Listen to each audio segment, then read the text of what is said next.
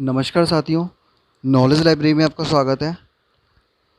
और आज से हम शुरू करने जा रहे हैं इंडियन एक्सप्रेस के एक्सप्लेन पेज को आपके एग्ज़ाम के पॉइंट ऑफ व्यू से। तो सबसे पहले चैनल को सब्सक्राइब कर लीजिए, बेल आइकन को प्रेस कर लीजिए ताकि ऐसा ही वीडियो आप तक सबसे पहले पहुंचते रहें।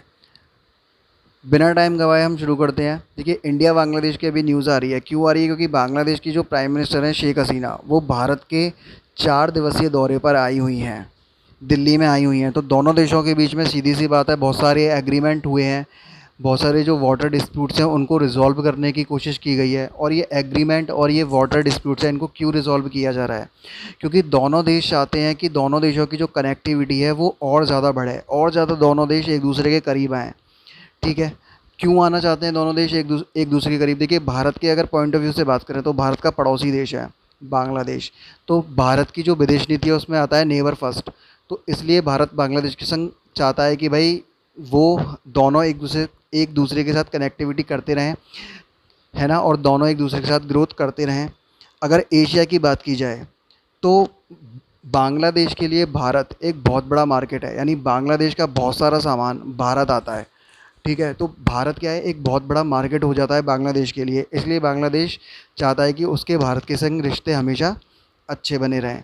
अगर 2021 और 22 की बात करें तो बांग्लादेश भारत के लिए एक बहुत बड़ा मार्केट बन के हाल ही में उभरा है।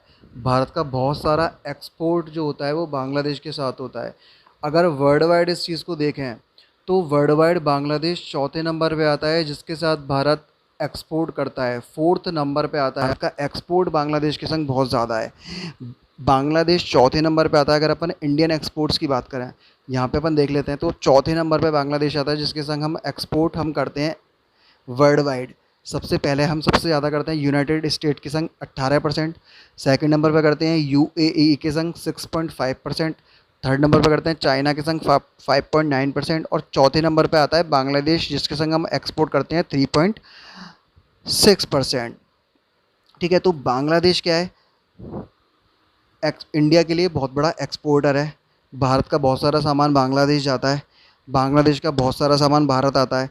तो इसके लिए ये एग्रीमेंट हो रहा है कि भाई दोनों देशों की जो ट्रेड है उसको और ज़्यादा इजीली बना दिया जाए, है ना, ताकि दोनों देशों के लिए क्या हो, फ़ायदा हो। भारत अब क्या एक्सपोर्ट करता है? अगर एक्सपोर्ट की बात की जाए तो अगर बात करें अपन 2020 और 21 की, तो 2020-21 में 9.69 बिलियन डॉलर का हम एक्सपोर्ट करते थे, जो 2021-22 में यानी एक साल के अंदर ही कम से कम 66% से भी ज़्यादा बढ़ गया है। और अब कितना हो गया है? 9 पॉइंट से चला गया है सीधा 16.5%, यानी 16.5 बिलियन डॉलर।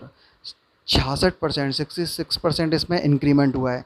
अब बात करें कि इंडिया क्या एक्सपोर्ट करता है, बांग्लादेश को क्या भेजता है, तो इंडिया भाई रॉ कॉटन भेजता है, नॉन रिटेल प्योर कॉटन भेजता है, और इलेक्ट्रिसिटी प्रोवाइड कराता है बांग्लादेश को।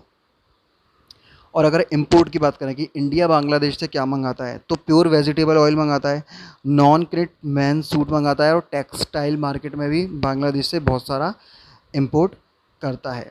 तो अब बात करें कि भाई क्यों भारत को ये साइन क्यों करने चाहिए, है ना, कॉम्प्रहेंसिव इकोनॉमिकल पार्टनरशिप एग्रीमेंट ये क्यों करना चाहिए? तो अगर इंडिया के पॉइंट ऑफ व्यू से बात करें तो पहला जो उसका रीज़न देखने को मिलता है वो मिलता है पेंडेमिक।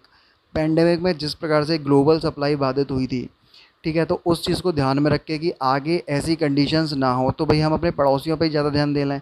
हम क्यों दूर से ट्रेड करें? दोनों देश आपस में ट्रेड करेंगे, दोनों देशों की ग्लोबल सप्लाई अच्छी रहेगी तो कोई दिक्कत नहीं आएगी। ठीक है, पहला रीज़न तो भारत के साइन करने का ये है। दूसरा रीज़न है कि जो चाइना है वो इन्वेस्टमेंट कर रहा है बांग्लादेश में बहुत ज़्यादा, जो कि भारत बिल्कुल नहीं चाहता कि चाइना बांग्लादेश में आके बैठ जाए या बांग्लादेश चाइना की गोद में जाके बैठ जाए, है ना, क्योंकि भारत को पता है कि कहीं ना कहीं उसकी इंटरनल सिक्योरिटी में और भारत की जो सोवेनिटी है उसमें कहीं ना कहीं ये प्रॉब्लम क्रिएट कर सकता है, और बहुत बड़ी प्रॉब्लम क्रिएट कर सकता है चाइना अगर बांग्लादेश में घुस जाता है और बांग्लादेश अगर चाइना की गोद में जाके बैठ जाता है। तो भारत के लिए ये इसलिए एक बहुत इंपॉर्टेंट चीज़ हो जाती है उस पर, इस एग्रीमेंट को बनाए रखने की, है ना। लेकिन बात करें कि बांग्लादेश क्यों करेगा भाई ऐसा, है ना, बांग्लादेश तो चाइना की गोद में जाके बैठे आएगा तो हम थोड़ी ना रुक सकते हैं। लेकिन बांग्लादेश के लिए क्या चीज़ बाध्य करती है? तो बांग्लादेश के लिए बाध्य करती है कि बांग्लादेश अभी तक है लीस्ट डेवलप्ड कंट्री में आता है। ठीक है, तो लीस्ट डेवलप कंट्री में जो आता है उन्हें ट्रेड में जो ट्रेड फेयर होता है उनमें कुछ छूट दी जाती है, तो अभी बांग्लादेश उसके मज़े ले रहा है, उसको एन्जॉय कर रहा है। लेकिन 2026 में बांग्लादेश लीस्ट डेवलप्ड कंट्री से डेवलपिंग कंट्री में आने वाला है। जैसे हम डेवलपिंग कंट्री से डेवलप्ड कंट्री की तरफ मूव कर रहे हैं, वैसे ही बांग्लादेश लीस्ट डेवलप्ड कंट्री से डेवलपिंग कंट्री में आने वाला है। तो अब जब वो डेवलपिंग कंट्री में आ जाएगा तो उसकी जो हनीमून पीरियड है उसका जो वो हो जाएगा ख़त्म, यानी कि जो उसका जो ट्रेड फेयर में जो उसे छूट वगैरह दी जाती है, जो भी उसे मिलती हैं, वो सारी चीज़ें ख़त्म हो जाएंगी। तो बांग्लादेश भी चाहता है कि भाई उससे पहले यानी 2026 से पहले भारत के संग कुछ ऐसा एग्रीमेंट साइन हो जाए जिससे दोनों देशों के बीच ट्रेड में कोई दिक्कत नहीं आए, क्योंकि किसी भी देश की ग्रोथ के लिए ट्रेड बहुत इंपॉर्टेंट चीज़ होती है, मार्केट बहुत इंपॉर्टेंट चीज़ होता है, जिससे दोनों देशों की क्या होती है, इकोनॉमी ग्रोथ करती है ट्रेड से। ठीक है, तो इसलिए बांग्लादेश आता है। अब इस चैनल को सब्सक्राइब कर लीजिए, लाइक कर लीजिए। कल मिलते हैं ऐसे ही इंडियन एक्सप्रेस के एक्सप्लेन पेज के साथ। तब तक जय हिंद।